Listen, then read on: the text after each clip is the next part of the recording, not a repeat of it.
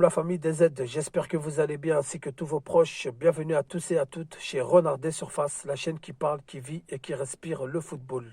La famille, on va parler du match entre l'Algérie et la Guinée équatoriale, première journée des éliminatoires à la prochaine Coupe d'Afrique des Nations 2025 qui aura lieu au Maroc de décembre 2025 à janvier 2026. 5 jours plus tard, on s'envolera pour le Libéria pour affronter cette équipe de Libéria lors de la deuxième journée de ces mêmes éliminatoires. Mais pour l'instant, on va se concentrer sur le match face à la Guinée équatoriale. Donc la Guinée équatoriale, la famille, c'est une équipe très coriace qui a fini huitième de finaliste lors de la CAN en Côte d'Ivoire. Quart de finaliste lors de l'avant-dernière CAN au Cameroun, c'est cette même équipe qui a mis fin à la série d'invincibilité de 35 matchs de l'équipe d'Algérie. Donc c'est une équipe qu'on connaît, c'est une équipe qui nous a marqués, et donc il va falloir faire très attention et prendre très au sérieux. Donc cette équipe de Guinée équatoriale, elle traverse une mini-crise, mais ça n'a pas empêché de faire des bons matchs par la suite. Donc elle s'est vue retirer les 6 points lors des éliminatoires à la prochaine Coupe du Monde 2026. Donc, ils ont fait 2 matchs, 2 victoires lors des 2 premières journées. Donc, ils ont récolté 6 points. Pour des raisons disciplinaires, on leur a enlevé ces 6 points. Malgré ça, ils ont eu une victoire et ils ont joué face à la Tunisie à Rades où ils leur ont donné pas mal de sueur froide et du fil à retordre.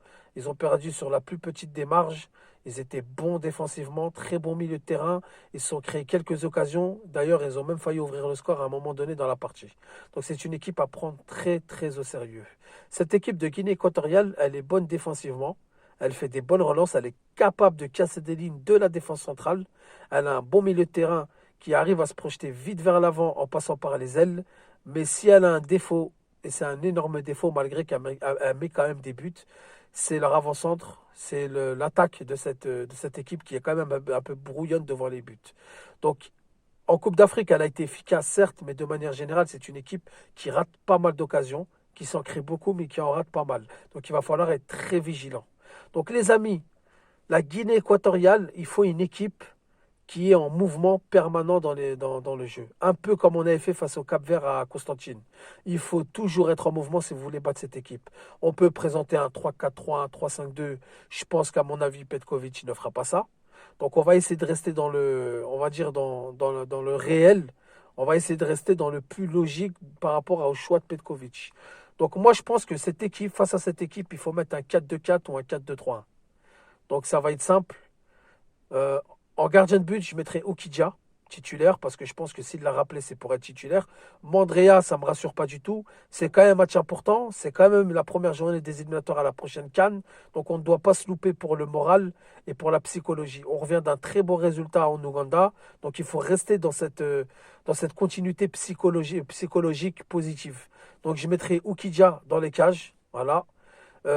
En arrière gauche, je vais peut-être vous surprendre. Je ne mets pas Ait Nouri, je mets Adjam parce qu'il mérite. Il fait des très bons matchs avec son club.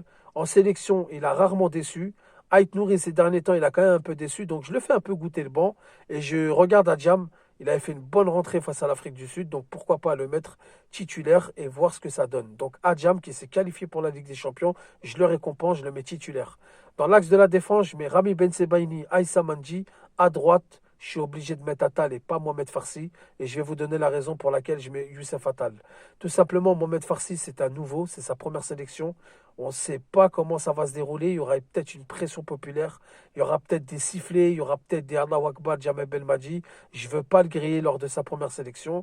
Youssef Attal, il a quand même fait de la préparation physique. Il s'est quand même entraîné. Ces derniers temps, avec Adana, il était très sérieux. Il avait une bonne hygiène de vie. Donc, même si je dois le mettre qu'une seule mi-temps, je le mets. Titulaire à droite, Youssef Attal.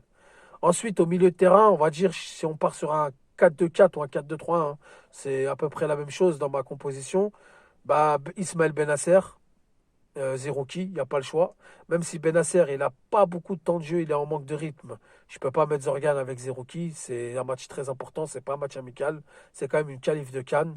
Et donc, je mets Benasser avec Zerouki, il n'y a pas trop le choix. Il n'y a pas Abdelli, il n'y a pas Kadri, il n'y a pas Shaibi, il n'y a pas Benasser, Bentaleb, etc., etc. Ensuite, juste au-dessus de Benasser et Zerouki, je mets Oussem Aouar. Très bon match face à l'Ouganda. Il n'a pas déçu. Il a relevé l'équipe. Il a été à l'origine de pas mal d'actions. Élément déclencheur de pas mal d'actions. Il se projette vite vers l'avant. Donc, je mets Oussama Aouar en espèce de numéro 10 devant les deux milieux de terrain.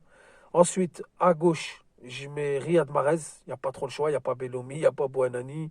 Hadj Moussa, entre Hadj Moussa et Riyad Mahrez, je préfère mettre Mahrez. Peut-être qu'il sera motivé par un nouveau projet sportif, alors peut-être qu'il va tout donner. Ensuite, et il peut être bien accompagné avec Oussem Aouar. Donc ces deux joueurs face au Cap-Vert m'avaient énormément plu. Donc je mets Riyad Mahrez, mais par contre, je ne lui mets pas le Capitana. À gauche, je mets Gouiri. Et en avançant, je mets Bounjar parce qu'il n'y a pas le choix. Donc voilà ma composition d'équipe, voilà mon schéma de jeu, voilà à quoi ressemble la Guinée équatoriale. La famille, j'ai besoin de vos avis, j'ai besoin de vos commentaires. Dites-moi ce que vous en pensez. Je vous retrouve pour d'autres vidéos. Sur ce, je vous dis salam alaikum, que la paix soit sur vous.